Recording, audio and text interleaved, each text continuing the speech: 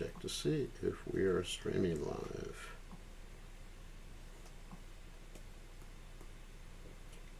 Yes, we are live. Yes, we are live. Okay. Everything seems to be working. That is fantastic. Oh, Govinda. Got it. Oh, righty. Let us chant. Give me a second. Pull out my songbook. Today was a quite busy day. And get the guitar.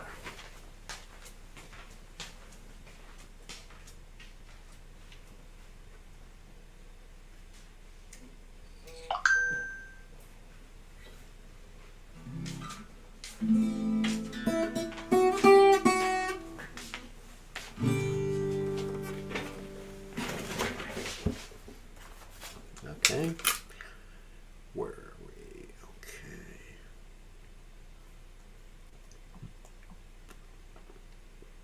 Okay. Okay.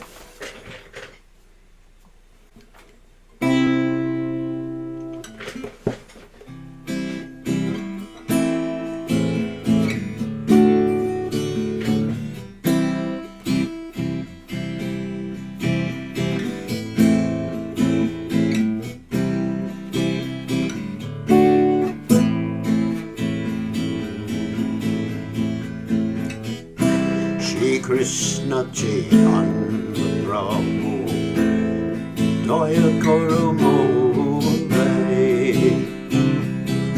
Tomaminate Jaya Lao Shakti Samsare Shri Krishna Chaitanya Prabhu Daya Karo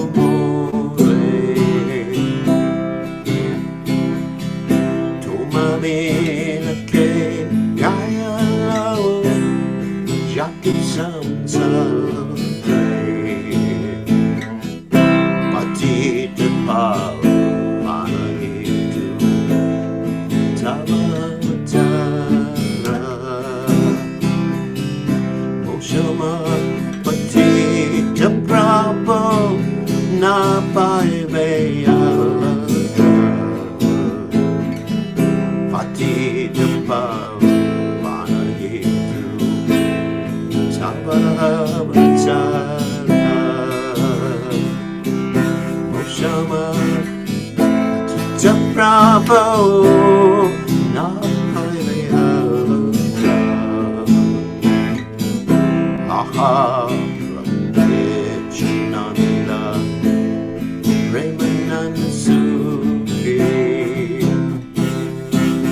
Ripapalokanna Koro, Amivaruduki, Aha.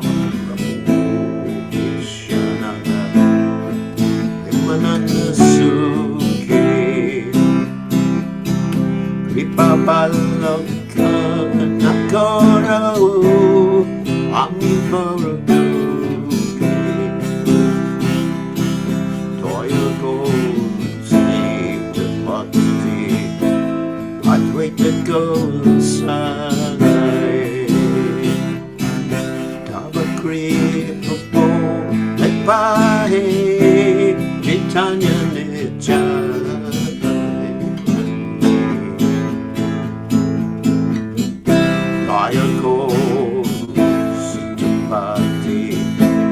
Advaita Goswami, Ba Bole Pai, Chaitanya Nitai, Aha Swarup Sanatana, Rupa Raghunath, Bhakta Yogesh Shijiva Prabhu Lokana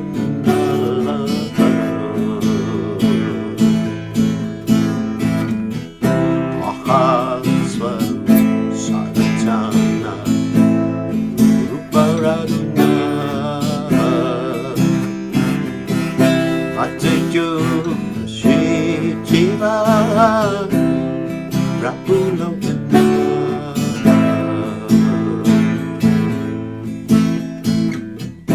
Dayakol Shri Acharya Prabhu Srinivas Ramachandra Sangamage Narottam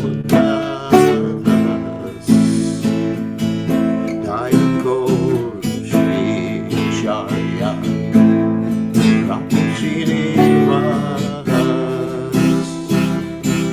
Ramachandra Sangamage Narottam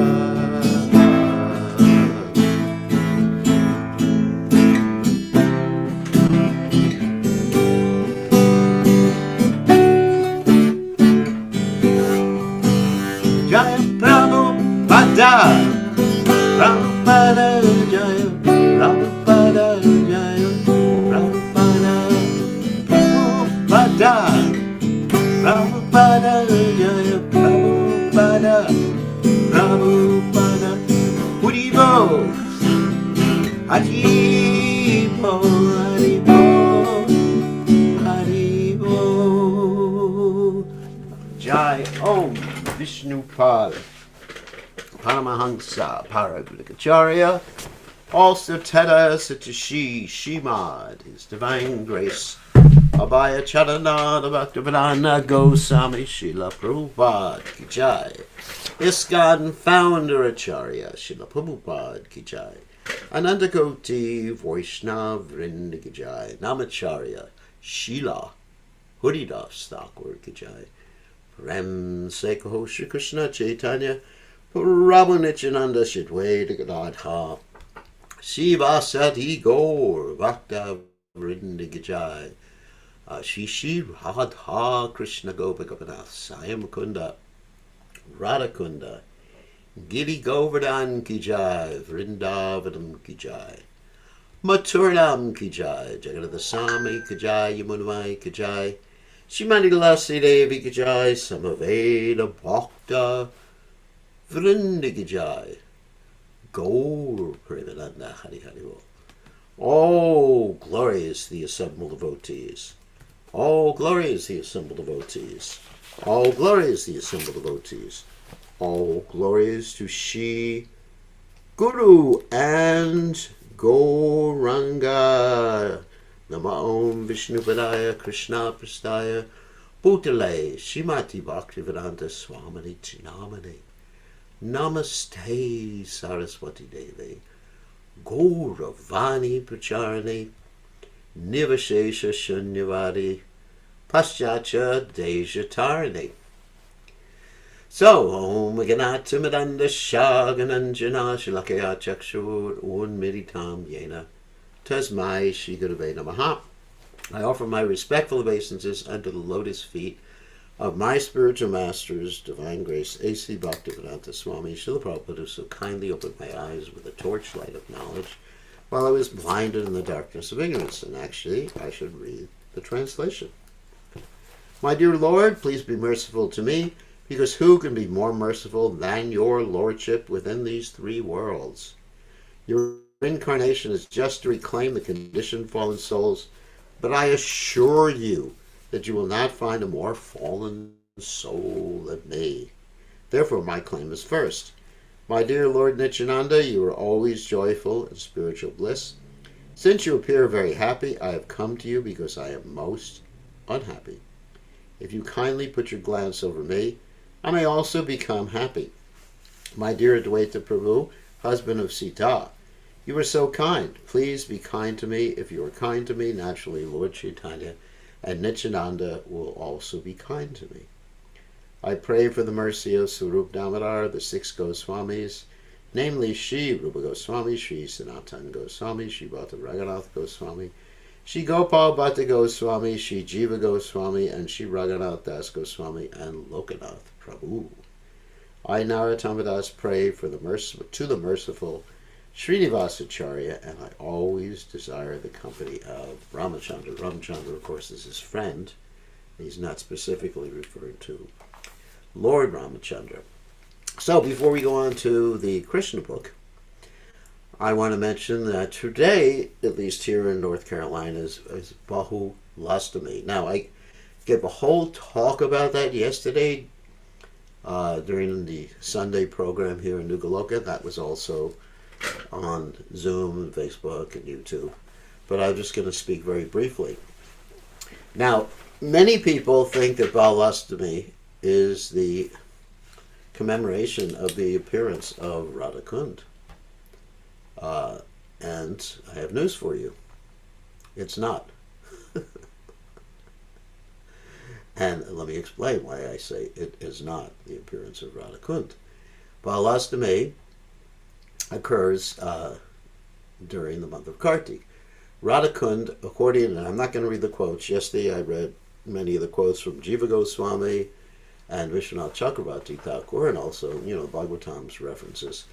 Radha Kund appeared in the month of Chaitra, which is like April, May period. And the reason I'm saying that is that Radha Kund appeared right after Arishashur was killed, and Arishashur was killed at that particular time. So, according to the Acharyas, there is absolutely no Shastric reference to Radha Kund appearing on Baulastami. There is a special Shastric reference to observing Baulastami by bathing in Radha Kund. That's true.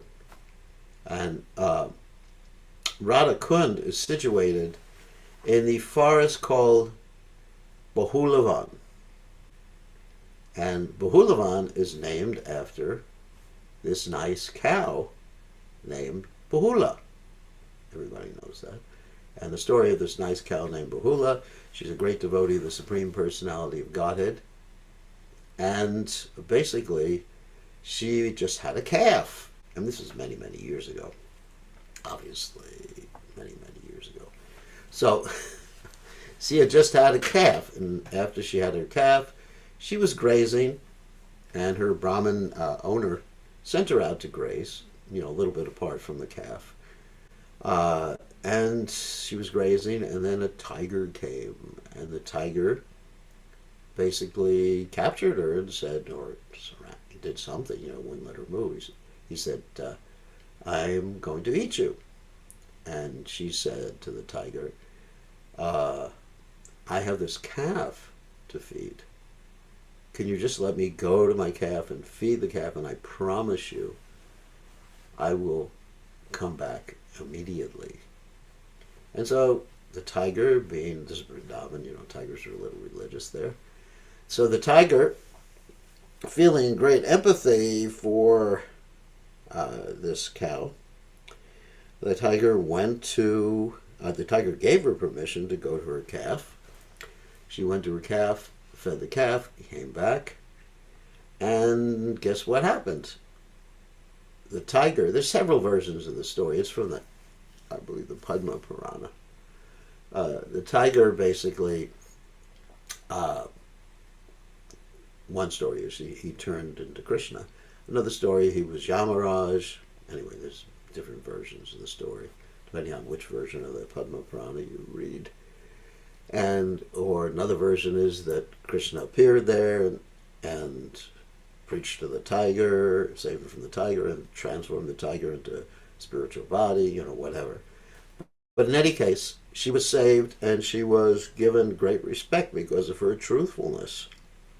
And because she was truthful, she was allowed later on to become one of Krishna's wives and consorts. Famous story. Very, very famous story. So the forest in which Radha Kund is situated is called Bahula Van, means the forest of Bahula. So according to the Sanatana Goswami in his Hari Bhakti Vilas, it's a very auspicious day to bathe in Radhakunda and Shamakund. Now the interesting thing is some of the translations of his original Sanskrit say that Radhakund appeared on that day, but not his original Sanskrit. That's also maybe why there was a lot of confusion as to the actual day of Radhakunda's appearance. But it is clearly stated by Jiva Goswami and Gopal Champu, clearly stated by basically our acharyas, that Radhakunda appeared in the month of Chaitra. Now, also another thing is that Radhakunda did not appear at midnight. That's an interesting thing. Even if we take the actual day that Radhakunda appeared, it wasn't at midnight. Why do people pick midnight? Well, there's this tendency to think that late at night is a time of fun. That's my speculation. Krishna did appear at midnight. I mean, that's directly described. Krishna appeared at midnight. But somehow or other, it's the conception that, night is the time for fun. Both in the Western world and in India, people have this conception. And actually, the time for fun is in the early morning, because that's the Brahma Muhurta time. About an hour and a half before sunrise till about 8 o'clock in the morning is the time when one can most effectively meditate on the holy name of the Lord. But, somehow or other, people have these conceptions. I mean, there's so many conceptions that people have due to, I guess, this culture. They're not absolute conceptions. Just like one funny thing in ISKCON is that people think that famous kirtan leaders have to have a beard. That's actually, if you see any of these kirtan melas, I mean, famous ones, the most famous ones, of course, not everyone, they have to have a beard, and not the ladies, of course. So there's all these conceptions we have that connect spirituality with some material arrangement.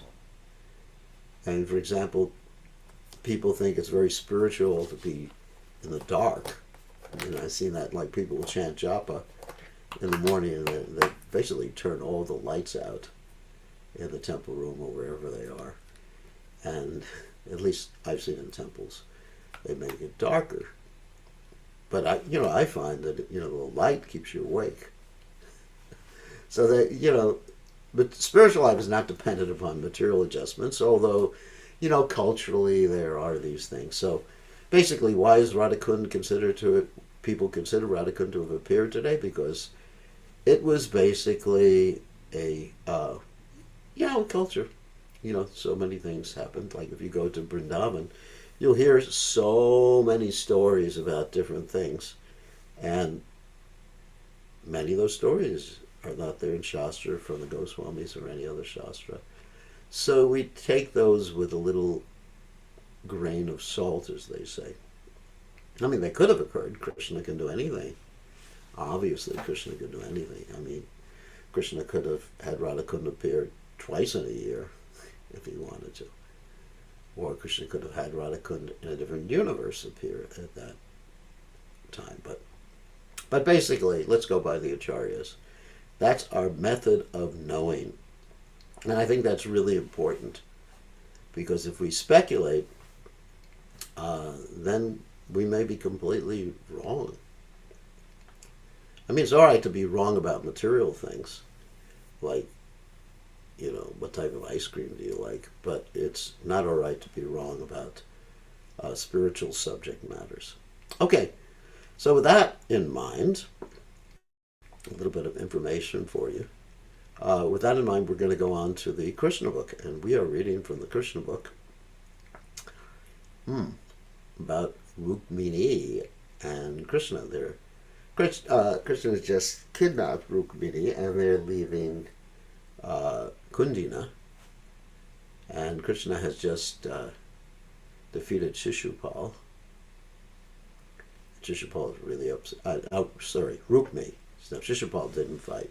Shishupal was supposed to get married to Rukmini, But Rukmi actually chased Krishna, and he got defeated.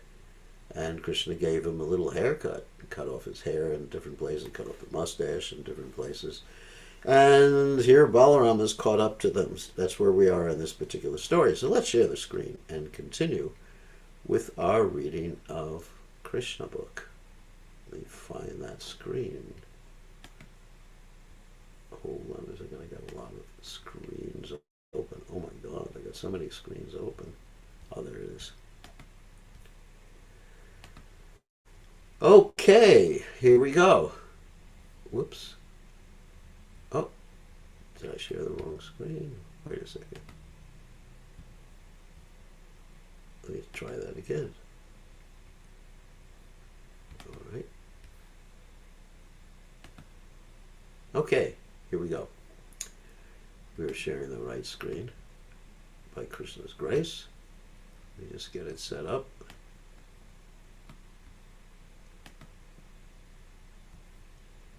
And move everything around. So Balaram is actually practically chastising Krishna at this point, because he's saying, it wasn't appropriate for you to treat Rukmi like that, whatever he was. He's our brother-in-law now. So after this, to pacify Rukmini, Lord Balaram said to her, "You should not be sorry that your brother has been made odd-looking." His hair had been cut in various places, mustache half cut. Everyone suffers or enjoys the results of his own actions. Lord Balaram wanted to impress upon Rukmini that she should not be sorry for the consequences her brother suffered due to his actions. There was no need of being too affectionate toward such a brother. Lord Balaram again turned toward Krishna and said, "My dear Krishna, a relative, even though he commits such a blunder and deserves to be killed, should be excused. For when such a relative is conscious of his own fault, that consciousness is itself like death. Therefore, there is no need to kill him." Balaram again turned toward Rukmini and informed her that the current duty of the Kshatriya in human society is so fixed that according to the principles of fighting, one's own brother may become an enemy. Then a Kshatriya does not hesitate to kill his own brother. In other words, Lord Balaram wanted to instruct Rukmini that Rukmi and Krishna were right in not showing mercy to each other in the fighting, despite the family consideration that they happen to be brothers-in-law. Shri Balaram informed Rukmini that Kshatriyas are typical emblems of the materialistic way of life. They become puffed up whenever there's a question of material acquisition. Therefore, when there is a fight between two belligerent Kshatriyas for kingdom, land, wealth, women, prestige, or power, they try to put one another into the most abominable condition. Balaram instructed Rukmini that her affection toward her brother Rukmi, who had created enmity with so many persons, was a perverse consideration befitting an ordinary materialist. Her brother's character was not at all admirable, considering his treatment of his friends, and yet Rukmini, like an ordinary woman, was affectionate toward him. He was not fit to be her brother, and still Rukmini was lenient toward him. Besides that, Balaram continued, the consideration that a person is neutral or is one's friend or enemy is generally made by persons in the bodily concept of life. Such foolish persons are bewildered by the illusory energy of the Supreme Lord. The spirit soul is of the same pure quality in any embodiment of matter, but those who are not sufficiently intelligent see only the bodily differences between animals and men, literates and illiterates, rich and poor, which cover the pure spirit soul. Such differences, observed merely on the basis of the body, are exactly like the differences between fires in terms of the various types of fuel they consume. Whatever the size and shape of the fuel, there is no such variety of size and shape in the fire which comes out. Similarly, in the sky, there are no differences in size or shape. So in this way, Balaram reconciled the situation by his moral and ethical instructions to Rukmini and Krishna. To Rukmini, he stated further, this body is part of the material manifestation consisting of the material elements, living conditions, and interactions of the modes of material nature. The living entity or spirit soul, being in contact with these, is transmigrating from one body to another due to illusory enjoyment, and that transmigration is known as material existence. This contact of the living entity with the material manifestation has neither integration nor disintegration. My dear chaste sister-in-law, the spirit soul is, of course, the cause of this material body, just as the sun is the cause of sunlight, eyesight, and the forms of material manifestation. The example of the sunshine and the material manifestation is very appropriate in understanding the living entity's contact with the material world. In the morning, the sun rises, and the heat and light gradually expand throughout the whole day. The sun is the cause of all material shapes and forms. For it is due to the sun that integration and disintegration of material elements take place. But as soon as the sun sets, the whole manifestation is no longer connected to the sun, which has passed from one place to another. When the sun passes from the eastern to the western hemisphere, the results of the interactions due to the sunshine in the eastern hemisphere remain, but the sunshine itself is visible in the western hemisphere. So, similarly, the living entity accepts or produces different bodies and different bodily relationships in a particular circumstance, but as soon as he gives up the present body and accepts another, he has nothing to do with the former body. Similarly, the living entity has nothing to do with the next body he accepts. He is always free from the contact of this bodily contamination. Therefore, continued Balaram, the appearance and disappearance of the body have nothing to do with the living entity, just as the waxing and waning of the moon have nothing to do with the moon. When the moon waxes, we falsely think that the moon is developing, and when it wanes, we think the moon is decreasing. In other words, you go from the full moon to the half moon to the Amavas, which means no moon, or sometimes called new moon. But the moon is always the same. Factually, the moon as it is always the same and has nothing to do with such visible activities of waxing and waning. Lord Balaram continued, one's consciousness in material existence can be compared to sleeping and dreaming. When a man sleeps, he dreams of many non-factual happenings, and as a result of dreaming, he becomes subject to different kinds of distress and happiness. Similarly, when a person is in the dream of material consciousness, he suffers the effects of accepting a body and giving it up again in material existence. Opposite to this material consciousness is Krishna consciousness. In other words, when a man is elevated to the platform of Krishna consciousness, he becomes freed from this false conception of life. So Balaram is preaching some spiritual knowledge, that's what it says here. In this way, Sri Balaram instructed Rukmini in spiritual knowledge. He further addressed his sister-in-law thus, sweet smiling Rukmini, do not be aggrieved by false notions caused by ignorance. Only because of false notions does one become unhappy, but one can immediately remove this unhappiness by discussing the philosophy of actual life. Be happy on that platform only. After hearing such enlightening instructions from Sri Balaram, Rukmini immediately became pacified and happy and adjusted her mind, which was very much afflicted by the degraded position of her brother Rukmini. Bodily attachment, but this is a pastime because she's the original goddess of fortune. As far as Rukmini was concerned, his promise was not fulfilled, nor was his mission successful.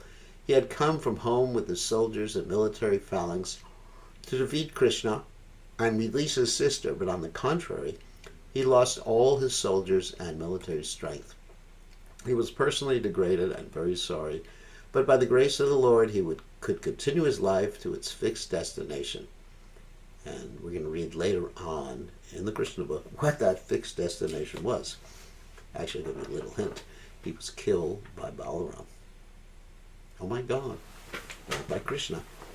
Because he was a Kshatriya, he could remember his promise that he would not return to his capital city Kundina without killing Krishna and releasing his sister, which he had failed to do. Therefore he decided in anger not to return to his capital city, and he constructed a small cottage in the village known as Bojakota, where he resided for the rest of his life until he was killed. After defeating all the opposing elements and forcibly carrying away Rukmini, Krishna brought her to his capital city, Dwarka, and then married her according to the Vedic ritualistic principles. After this marriage, Krishna became the king of the Yadus at Dwarka. On the occasion of his marriage with Rukmini, all the inhabitants were happy, and in every house there were great ceremonies. The inhabitants of Dwarka city were so much pleased that they dressed themselves with the nicest possible ornaments and garments, and went to present gifts according to their means to the newly married couple Krishna and Rukmini. All the houses of Yadupuri, that's Dwarka, were decorated with flags, festoons, and flowers. Each and every house had an extra gate specifically prepared for this occasion, and on both sides of the gate were big water jugs filled with water. The whole city was made fragrant by the burning of fine incense, and at night there was illumination from thousands of lamps, which decorated every building. The entire city appeared jubilant on the occasion of Lord Krishna's marriage with Rukmini. Everywhere in the city there were profuse decorations of banana trees and betel nut trees. These two trees are considered very auspicious in happy ceremonies.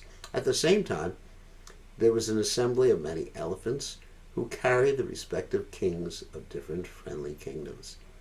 It is the habit of the elephant that whenever he sees some small plants and trees, out of his sportive and frivolous nature, he uproots the trees and throws them hither and thither. The elephants assembled on this occasion also scattered the banana and betel nut trees, but in spite of such intoxicated action, the whole city, with the trees thrown here and there, looked very nice. The friendly kings of the Kurus and Pandavas were represented by Bhishma, Dhritarashtra, the five Pandavas' brothers, King Drupada, King Santaradana, and Rukmini's father, Bhishmaka. Because of Krishna's kidnapping Rukmini, there were initially some misunderstanding between the two families, but Bhishmaka, king of Vidarbha, being approached by Sri Balaram and persuaded by many saintly persons, was induced to participate in the marriage ceremony of Krishna and Rukmini. Although the incident of the kidnapping was not a very happy occurrence in the kingdom of Vidarbha, kidnapping was not an unusual affair among Kshatriyas. Kidnapping was, in fact, current in almost all their marriages. Anyway, King Bhishmaka was from the very beginning inclined to hand over his beautiful daughter to Krishna. In one way or another, his purpose had been served, and so he was pleased to join the marriage ceremony even though his eldest son was degraded in the fight. It is mentioned in the Padma Purana that Maharaj Nanda and the cowherd boys of Vrindavan joined the marriage ceremony. Kings from the kingdoms of Kuru, Srinjaya, Kekaya, Vidarbha, and Kunti all came to Dwarka on this occasion and met with one another very joyfully.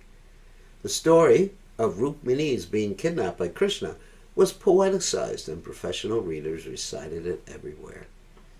All the assembled kings and their daughters especially were struck with wonder and very much pleased upon hearing the chivalrous activities of Krishna. In this way, all the visitors, as well as the inhabitants of Dwarka city, were joyful to see Krishna and Rukmini together. In other words, the goddess of fortune was now united with the Supreme Lord, the maintainer of everyone, and thus all the people felt extremely jubilant. Thus ends the Bhaktivedanta purport of the 54th chapter of Krishna. Krishna defeats all the princes and takes Rukmini home to Dwarka. So let's start chapter 55. So let's say 54. 54b. Okay, chapter 55 is entitled Prajuna born to Krishna and Rukmini. It is said that Cupid, who was directly part and parcel of Lord Vasudeva, and was formerly burned to ashes by the anger of Lord Shiva, was by the anger of Lord Shiva, took birth from the womb of Rukmini, begotten by Krishna. This is Kamadeva, a demigod of the heavenly planets, especially capable of inducing lusty desires. The Supreme Personality of Godhead, Krishna, has many grades of parts and parcels, but the quadruple expansions of Krishna, Vasudeva, Sankarsana, Pradyumna, and Aniruddha, are directly in the Vishnu category. Kama, or the Cupid demigod who later took his birth from the womb of Rukmini, was also named Pradyumna, but he cannot be the Pradyumna of the Vishnu category. He belongs to the category of Jiva Tattva. But for exhibiting special power in the category of the demigods, he was part and parcel of the super prowess of Pradyumna. Let me explain what that means. That means that Pradyumna, who was Krishna's expansion, Vasudeva, Sankarsana, Pradyumna, Aniruddha, empowered this Jiva Tattva soul who has the position of Cupid. Cupid has 5 arrows. Oh my God. Like form, touch, the objects of the senses. And he fires these arrows, and he's known as Ananga. Ananga means basically someone without any limbs, or he's invisible, and that's because he got wiped out by Lord Shiva, who got very upset with him when he was trying to agitate Lord Shiva. So you don't know when he's coming, so be careful. You better watch out. So it's not only, the opposite sex, it's actually anything that you're attached to for sensory enjoyment. Some food, your tongue is wagging the dog, and you're the dog. So anyway, that is the verdict of the Goswamis. Therefore, when Cupid was burned to ashes by the anger of Lord Shiva, he merged into the body of Vasudeva, and to get his body again, he was begotten in the womb of Rukmini by Lord Krishna himself. Thus he was born as the son of Krishna and celebrated by the name Pradyumna. Because he was begotten by Lord Krishna directly, his qualities were most similar to those of Krishna. There was a demon of the name Shambhara, who was destined to be killed by Pradyumna. The Shambhara demon knew of his destiny because there's astrology at that time. And as soon as he learned that Pradyumna had been born, he took the shape of a woman and kidnapped the baby from the maternity home less than 10 days after his birth. The demon took him and threw him directly into the sea. But as it is said, whoever is protected by Krishna, no one can kill. And whoever is destined to be killed by Krishna, no one can protect. When Pradyumna was thrown into the sea, a big fish immediately swallowed him. Later this fish was caught in the net of a fisherman, and the fish was later sold to the Shambhara demon. Shambhara demon was not a vegetarian. In the kitchen of the demon was a maidservant whose name was Mayavati. This woman had formerly been the wife of Cupid, called Rati. When the fish was presented to the demon, Shambhara was taken in charge of by his cook, who was to make it into a palatable fish preparation. Yuck. Demons and Rakshasas are accustomed to eat meat, fish, and similar non-vegetarian foods. Demons like Ravana, Kamsa, and Hiranyakashipu, although born of Brahmin and Kshatriya fathers, used to take meat and fish without discrimination. This practice is still prevalent in India, and those who eat meat and fish are generally called demons and Rakshasas. Woo-hoo! And actually, some parts of India, even Bengal, and even in Orissa, what to speak of Kerala, I have some disciples from Kerala, and they tell me that practically vegetarianism is non-existent. It's also a Christian state. Everybody eats fish, and even sometimes in Jagannath Puri, people who are connected to the temple mix the Mahaprasadam with fish. And sometimes in Bengal, they call fish water vegetables. It's just a vegetable. So anyway, Prabhupada here says they're generally called demons and Rakshasas. Just be careful. Don't use that name on them, or you may be their next dinner. So when the cook was cutting the fish, he found within its stomach a nice baby, which he immediately presented to the charge of Mayavati, who was an assistant in the kitchen affairs. This woman was surprised to see how such a nice baby could remain within the belly of a fish, and the situation perplexed her. The great sage Narada then appeared and explained to her about the birth of Pradyumna and how the baby had been taken away by Shambhara and later thrown into the sea. Mayavati knew that she had previously been Rati, the wife of Cupid. After her husband was burned to ashes by the wrath of Lord Shiva, she was always expecting him to come back in a material form. This woman was engaged for cooking nice rice and dal in the kitchen, but when she got this nice baby, rice and dal, not nice rice and dal, but when she got this nice baby and understood that he was Cupid, her own husband, she naturally took charge of him and with great affection began to bathe him regularly. Miraculously, the baby swiftly grew up. He's not an ordinary baby. And within a short period, he became a beautiful young man. His eyes were just like the petals of lotus flowers, and his arms were long, reaching down to his knees. Any woman who happened to see him was captivated by his bodily beauty. Mayavati could understand that her former husband, Cupid, born as Pradyumna, had grown into such a nice young man, and she also gradually became captivated and lusty. Smiling before him with a feminine attractiveness, she expressed her desire for sexual union. He therefore inquired from her, "How is it possible that first you were affectionate like a mother, and now you are expressing the symptoms of a lusty woman? What is the reason for such a change?" On hearing this statement from Pradyumna, the woman Rati replied, "My dear sir, you are the son of Lord Krishna.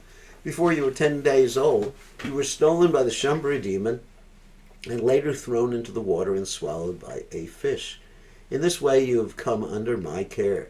But actually in your former life as Cupid, I was your wife. Therefore my manifestation of conjugal symptoms is not at all incompatible. Shambhara wanted to kill you, and he's endowed with various mystic powers. Therefore, before he again attempts to kill you, please kill him as soon as possible with your divine power. Since you were stolen by Shambhara, your mother, Rukmini Devi, has been in a very grievous condition, like a Kurari bird who's lost her babies. She's very affectionate toward you, and since you have been taken away from her, she has been living like a cow aggrieved over the loss of its calf." Mayavati had mystic knowledge of supernatural powers. Supernatural powers are generally known as Maya, and to surpass all such powers, there is another supernatural power called Mahamaya. Mayavati had the knowledge of the mystic power of Mahamaya, and she delivered to Pradyumna the specific energetic power in order to defeat the mystic powers of the Shambhara demon. Thus being empowered by his wife, Pradyumna immediately went before Shambhara and challenged him to fight. Pradyumna addressed him in a very strong language so that his temper would be agitated and he would be moved to fight. At Pradyumna's words, the demon Shambhara, being insulted, felt just as a snake feels after being struck by someone's foot. A serpent cannot tolerate being kicked by another animal or by a man, and immediately it bites its opponent. Shambhara felt the words of Pradyumna as if they were a kick. He immediately took his club in his hand and appeared before Pradyumna to fight. Roaring like a thundering cloud, in great anger, the demon began to beat Pradyumna with his club just as a thunderbolt beats a mountain. Pradyumna protected himself with his own club and eventually struck the demon very severely. In this way, the fighting between Shambharasura and Pradyumna began in earnest. But Shambharasura knew the art of mystic powers and could raise himself into the sky and fight from outer space. There's a demon of the name Maya, and Shambharasura had learned many mystic powers from him. He thus raised himself high into the sky and threw various types of nuclear weapons at the body of Pradyumna. To combat the mystic powers of Shambharasura, Pradyumna invoked another mystic power known as Mahavidya, which was different from the black mystic power. The Mahavidya mystic power is based on the quality of goodness. Shambhara, understanding that his enemy was formidable, took assistance from various kinds of demoniac mystic powers belonging to the Guyakas, the Gandharvas, the Pisachas, the snakes, and the Rakshasas. But although the demon exhibited his mystic powers and took shelter of supernatural strength, Prajna was able to counteract his strength and powers by the superior power of Mahavidya. When Shambharasura was defeated in every respect, Prajna took a sharp sword and immediately cut off the demon's head, which was decorated with a helmet and valuable jewels. When Prajna thus killed the demon, all the demigods in the higher planetary system showered flowers on him. Prajna's wife, Mayavati, could travel in outer space, and therefore they directly reached his father's capital, Dwarka, by the airwaves. They passed above a palace of Lord Krishna and came down as a cloud comes down with lightning. The inner section of a palace is known as the Antapura, private apartments. Prajna and Mayavati could see many women there, and they sat down among them.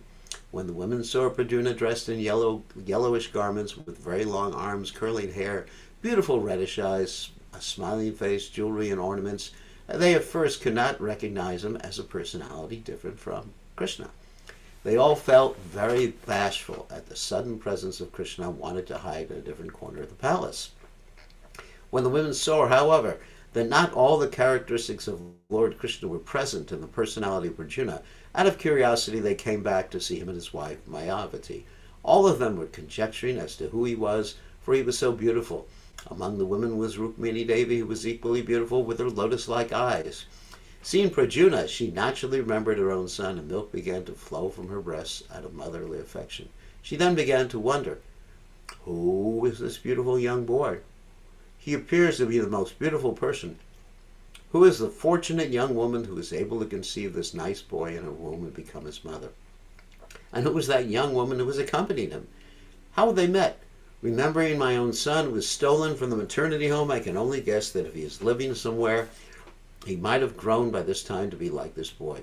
Simply by intuition, Rukmini could understand that Prajna was her own lost son. She could also observe that Prajna resembled Lord Krishna in every respect.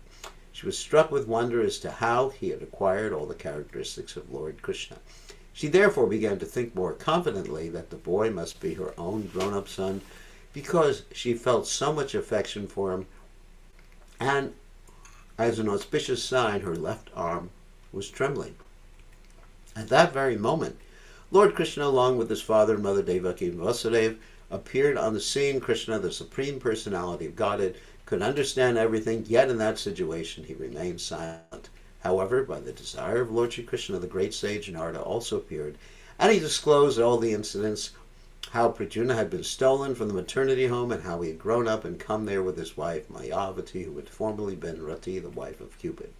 When everyone was informed of the mysterious disappearance of Prajna and how he had grown up, they were all struck with wonder, because they had gotten back their dead son after they were almost hopeless of his return. When they understood it was Prajna who was present, they received him with great delight, one after another. All the members of the family, Devaki, Vasudeva, Lord Sri Krishna, Lord Balaram, Rukmini, and all the women of the family embraced Prajna and his wife Mayavati. When the news of Prajna's return spread all over the city of Dwarka, all the astonished citizens came with great eagerness to see the lost Prajna. The dead son has come back, they said. What can be more pleasing than this? Let's see how much more we have. Oh, just one more paragraph, then we can finish. Srila Sukadeva Goswami has explained that in the beginning all the ladies of the palace, who were all mothers and stepmothers of Prajna, mistook him to be Krishna and were all bashful, infected by the desire for conjugal love. The explanation is that Prajna's personal appearance was exactly like Krishna's, and he was factually Cupid himself. There was no cause for astonishment. Therefore, when the mothers of Prajna and the other women mistook him in that way, it is clear from the statement that Prajna's bodily characteristics were so similar to Krishna's that he was mistaken for Krishna even by his mother. Thus ends the Bhaktivedanta purport of the 55th chapter of Krishna, Prajna born to Krishna and Rukmini. So we finished chapter 55. We're going through a Krishna book rather quickly. Okay, let's stop sharing and allow you to, hold on a second, unmute yourselves and or type. Wait, hold on a second. Oh yeah, there we go. Or raise your hand and speak, or type in the chat window to ask a question. Who has a question? This is your opportunity. So you can raise your hand. Hold on, let me pull up the participants. You can raise your hand, or you can do it any of the other two things. Type in the chat window, or unmute yourself if you are bold enough. Who has a question? Please, someone raise your hand. Hare Krishna Gurudev, Dandavat Pranam. Haribo, by Chaitanya. All glories to Prabhupada. Can you So, hear what's me, up? Gurudev? Yeah, Hare Krishna. I can hear you fine. Hare Krishna. Please accept my humble obeisances. Yeah, all Thank you glories. very much for the beautiful, beautiful class, Gurudev. So much to take away from here. And I just wanted to ask about, the whole episode of Rukmini being kidnapped and about Rukmi and how Balaram provided all that instruction. Um, is Rukmi, do we have any understanding of Rukmi's past life or his original position or something like that, to be a brother of Rukmini and then to be killed by Balaram? Is there something good there? I don't have that information. Maybe there is somewhere that information. Maybe someone else in there who's watching the class knows. But I don't have that information. I mean, definitely he wasn't just an ordinary person, because to be killed by Balaram, that's pretty cool. Yeah. Then you get liberated, and also to be the brother of the goddess of fortune is pretty cool too. So anyway, so he's a Yep. special person, and he had Yeah. demoniac characteristics, and ultimately because he criticized and tried to cheat Balaram, which we can read later on. I'm not going to give that away. He got killed by Balaram. Okay. Thank you very much, Gurudev. Hare All right, Krishna. thank you. Haribol. All right. Hare Krishna Gurudev. You have a lot of static on your line. Oh, sorry. Can you hear me now? I can hear you better now. Oh, I've just got a quick question.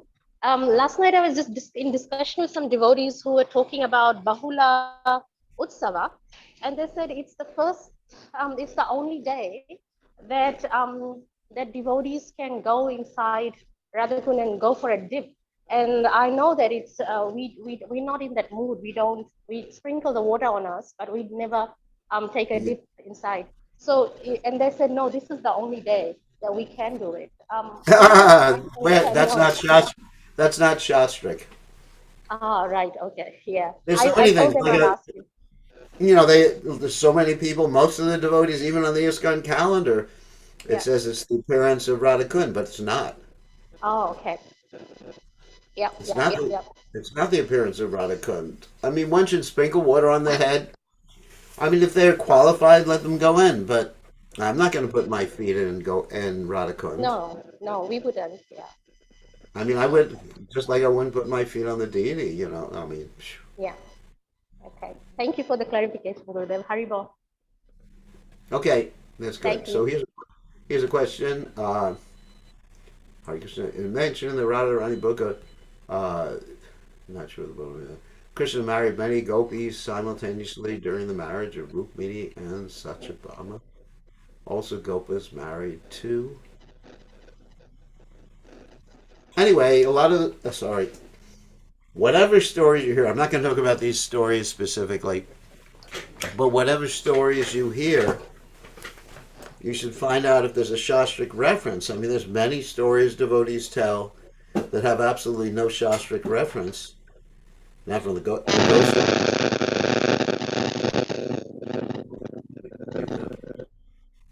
Not from the Goswamis, or not from any authorized source.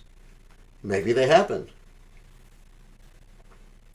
Uh, my understanding is the Bahulavan was named after the cow, but it could have been the opposite. That's actually a good point. But, the cow's name was Bahula. That's what we know. So people say I don't have Shastric reference for. Whether one came first before the other, whatever. So anyway, so yeah, most of the devotees will tell you that Radhakund appeared on today, was commemoration of the day that Radhakund appeared.